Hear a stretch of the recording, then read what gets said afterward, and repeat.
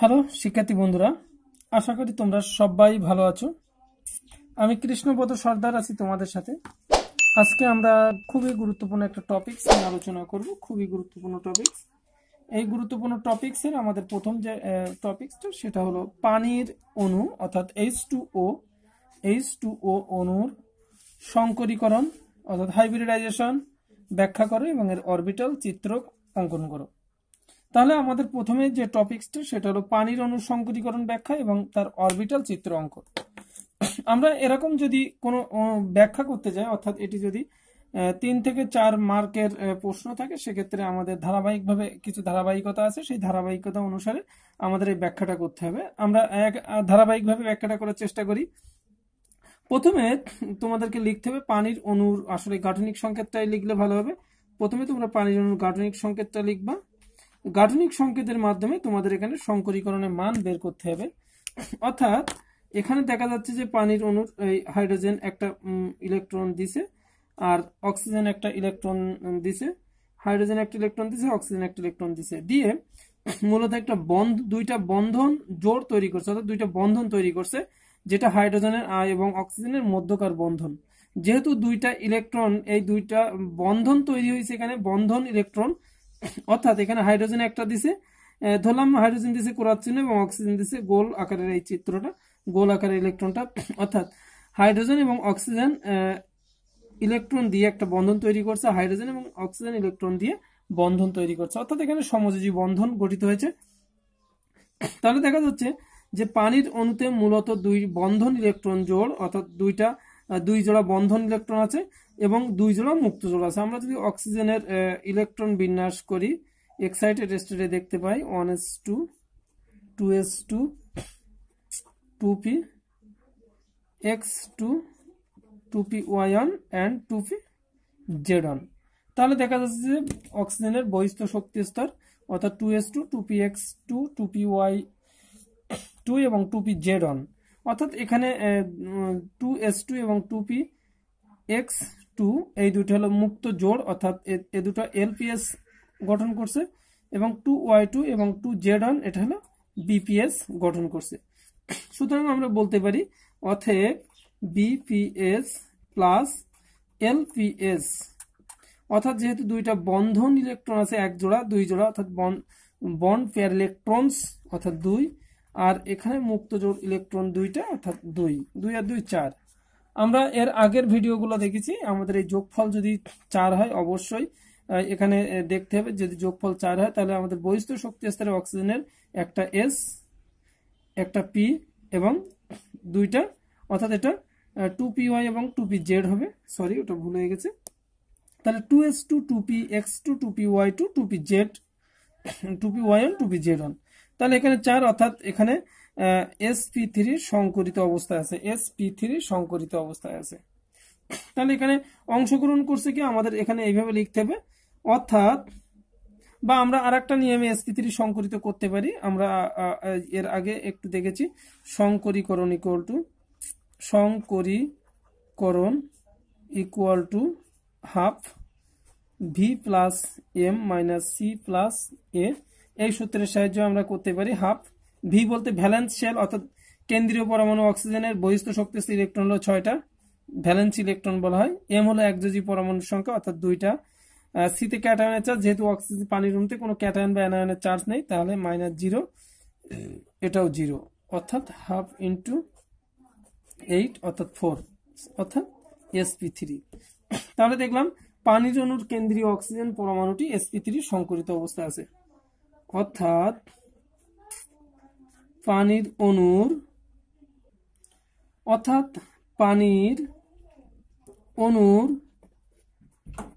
কেন্দ্রীয় oxygen পরমাণুটি sp3 সংকরিত অবস্থায় আছে। শিক্ষার্থী বন্ধুরা, এরপরে আমরা এটা লিখতে পারি যে এখানে অক্সিজেনের বহিস্থ শক্তি স্তরের সমশক্তি সম্পন্ন, প্রায় সমশক্তি সম্পন্ন উল্লেখ করতে হবে 2s2 2px2 2py1 2pz1। এখানে অক্সিজেন এর, আচ্ছা এখানে উত্তেজিত কথাটা অবশ্যই একটু উল্লেখ করতে হবে। এখানে উত্তেজিত অবস্থায়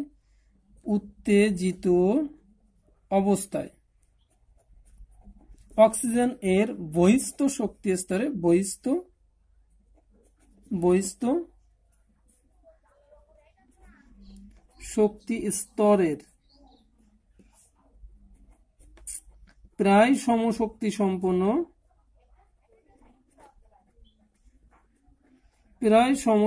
সম্পন্ন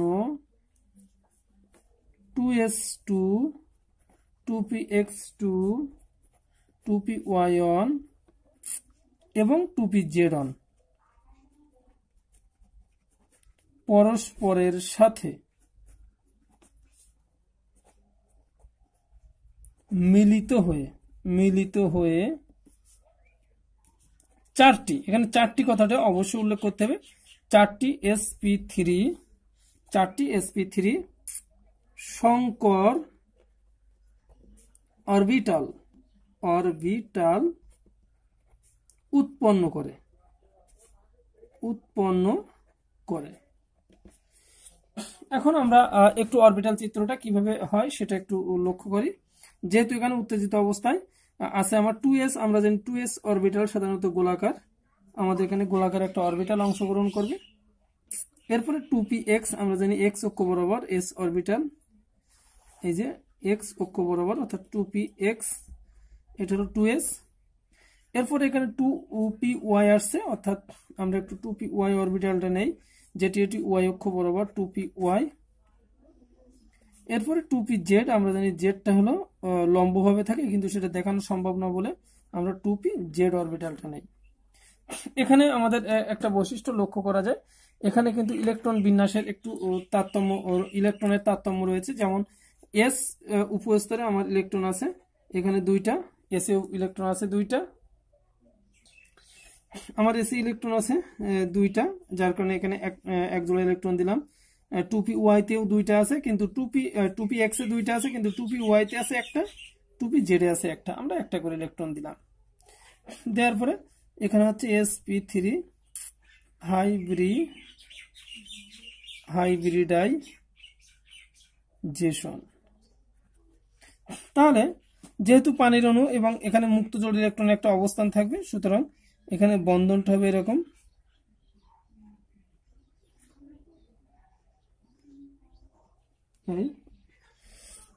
এবং অবশ্যই এখানে এক জোড়া ইলেকট্রন থাকবে, এখানে থাকবে একটা, এখানে থাকবে একটা, এবং এই প্রত্যেকটা অরবিটাল কিন্তু sp3 সংকরিত, এটাও sp3 সংকরিত, এটাও sp3 সংকরিত, অর্থাৎ সবকটা অরবিটাল sp3 সংকরিত। কিন্তু এই যেহেতু এক জোড়া মুক্ত জোড়, এই দুইটা অরবিটাল, অর্থাৎ এগুলো হলো পারমাণবিক অরবিটাল, এবং এরা মিলিত হয়ে আণবিক অরবিটাল তৈরি করে, এবং আণবিক অরবিটালে অবশ্যই দুই জোড়া মুক্ত জোড় ইলেকট্রন থাকবে, এবং এদের বন্ধন কোনটা থাকতে হবে বেশি, মানে এদের মধ্যে বন্ধন জোড়ের যে ওই মুক্ত জোড়ের যে মধ্যে বন্ধন, এটা পার্থক্য থাকবে সবচেয়ে বেশি, বা এর বন্ধনটা থাকবে সবচেয়ে বেশি, এবং তার চেয়ে একটু কম থাকবে বন্ধন জোড়ের সাথে আমার যে মুক্ত জোড়ের সাথে যে বন্ধন জোড়ের অরবিটালটা, আর সবচেয়ে কম থাকবে বন্ধন জোড়ের সাথে বন্ধন জোড়ের অরবিটালটা।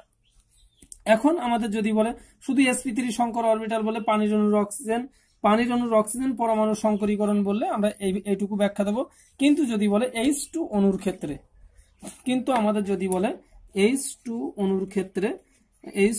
ক্ষেত্রে, সেক্ষেত্রে আমরা কি ব্যাখ্যা দেব?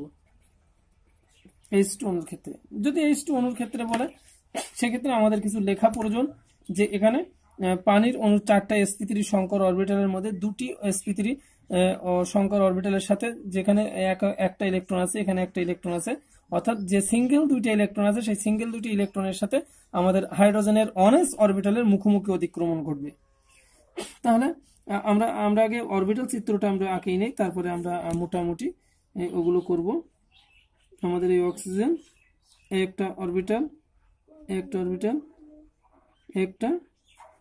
একটা, অর্থাৎ এখানে আমাদের এক জোড়া করে মুক্ত জোড় আছে, মুক্ত জোড় সবগুলো কিন্তু sp3 সংকরিত অবস্থায় আছে। এখানে একটা ইলেকট্রন, এখানে একটা ইলেকট্রন, sp3 প্রত্যেকটা, এবং এখানে কিন্তু একটি করে হাইড্রোজেনের অনএস অরবিটাল, এখানেও হাইড্রোজেনের অনএস অরবিটাল। তাহলে হাইড্রোজেনের যে অনএস অরবিটাল, এখানে হাইড্রোজেনের একটি ইলেকট্রন, এখানেও একটি ইলেকট্রন, এখানেও হাইড্রোজেন, এখানে হাইড্রোজেন, এরা সরাসরি সাধারণত মুখোমুখি অধিক্রমণ ঘটে, কারণ হাইড্রোজেনের অনএস অরবিটাল, এটা হলো অনএস, এটা অনএস, এটাও অনএস অরবিটাল, এর সাথে sp3 সংকর অরবিটাল, sp3 সংকর অরবিটাল, প্রত্যেকটা sp3 সংকর অরবিটাল, এর সাথে মুখোমুখি অধিক্রমণ ঘটে। অর্থাৎ এটা হলো অক্সিজেনের সাথে হাইড্রোজেনের মুখোমুখি, অক্সিজেনের সাথে হাইড্রোজেনের মুখোমুখি। তাহলে আমরা লিখে ফেলি আমাদের এই দুইটা sp3 সংকর অরবিটাল, যেখানে কোনো বন্ধন গঠিত হচ্ছে না, কারণ এখানে এক জোড়া ইলেকট্রন রয়ে গেছে, কিন্তু বন্ধন তৈরি হচ্ছে ও অক্সিজেনের সাথে হাইড্রোজেনের বন্ধনের। একটা এখানে একটা বন্ধন তৈরি হচ্ছে, এখানে একটা বন্ধন তৈরি হচ্ছে। শিক্ষার্থী বন্ধুরা, তাহলে এখানে হাইড্রোজেন হাইড্রোজেন, এবং এই যে বন্ধন কোনটা তৈরি হচ্ছে, এটা হলো মূলত 104.5 ডিগ্রি। তাহলে আমরা এখন লিখতে পারি যে অক্সিজেন অণু গঠন, পানির অণু গঠনকালে আমরা এইভাবে লিখি, H2O অণু গঠনকালে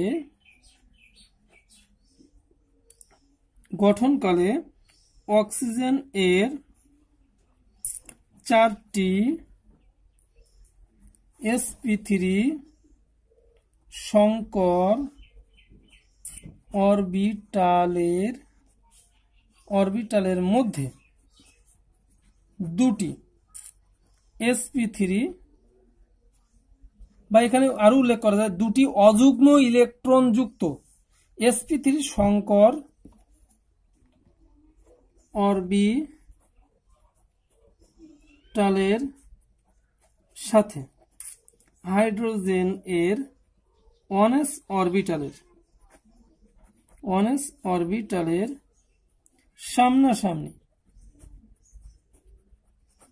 সামনাসামনি অধিক্রমণের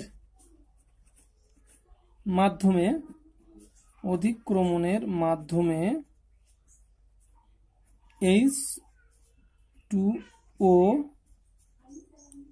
অণু গঠিত হয়। এখানে যে উৎপন্ন H2O অণু হচ্ছে, এর আকৃতি হলো কৌণিক বা উল্টা ভি। উৎপন্ন H2O অণুর আকৃতি হলো সাধারণত এখানে কৌণিক বা উল্টা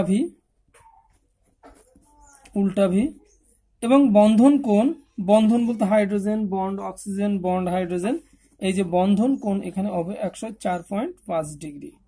শিক্ষার্থী বন্ধুরা, আমাদের যদি পানির অণুর সংকরীকরণ পড়ে, এর ব্যাখ্যা পড়ে, অবশ্যই তোমাদের এভাবে উল্লেখ করতে হবে যে পানির অণুর প্রথমে গাঠনিক সংকেত লিখতে হবে, গাঠনিক সংকেত লিখে সেখানে বন্ড পেয়ার ইলেকট্রন এবং লোন পেয়ার ইলেকট্রন হিসাব করে তার সংকরীকরণ ব্যাখ্যা করতে হবে। নতুবা আমরা যদি এখানে বন্ড পেয়ার ইলেকট্রন এবং লোন পেয়ার ইলেকট্রনের যোগফল 4 হয়, তাহলে বুঝতে হবে sp3। অনুরূপভাবে আমরা অন্যভাবে করতে পারি, এই যে বিকল্পভাবে এটা করতে পারি। এখানেও সংকরীকরণ যে half B plus M minus C, আমাদের বিগত ভিডিওগুলোতে আমরা বিস্তারিত আলোচনা করছি। এখন এখানে দেখা যাচ্ছে যে পানির অণুর কেন্দ্রীয় অক্সিজেন পরমাণুটি sp3 সংকরিত, এবং এর s বলতে 2s2, p বলতে 3টা p বলতে 2px2, 2py1, 2pz1, এরা পরস্পর মিলিত হয়ে সাধারণত sp3 4টা sp3 সংকর অরবিটাল তৈরি করে, 1টা 2টা 3টা 4টা, 1টা 2টা 3টা 4টা, এই 4টা sp3 সংকর অরবিটাল তৈরি করে। যদি বলে H2 অণুর ক্ষেত্রে, সেক্ষেত্রে H2 অণু গঠনকালে অক্সিজেনের যে 4টা অরবিটাল আছে, 4টা sp3 সংকর অরবিটাল, এর মধ্যে অযুগ্ম ইলেকট্রন যুক্ত দুটো অরবিটাল আছে, তার সাথে হাইড্রোজেনের মুখোমুখি অধিক্রমণ ঘটবে এবং 2টা সিগমা বন্ড তৈরি করবে। সিগমা বন্ড গঠনের মাধ্যমে H2 অণু গঠিত হবে, এবং উৎপন্ন যে আমাদের পানির অণু আকৃতি সাধারণত কৌণিক হবে, এবং এর বন্ধন কোণ H ও H হবে 104.5 ডিগ্রি। তাহলে আমি বিশ্বাস করি যে তোমরা অবশ্যই বুঝতে পারছো। ততক্ষণ পর্যন্ত সবাই ভালো থাকো। সবাইকে আবারও ধন্যবাদ জানিয়ে আজকের ভিডিও ক্লাসটা এখানে শেষ করছি।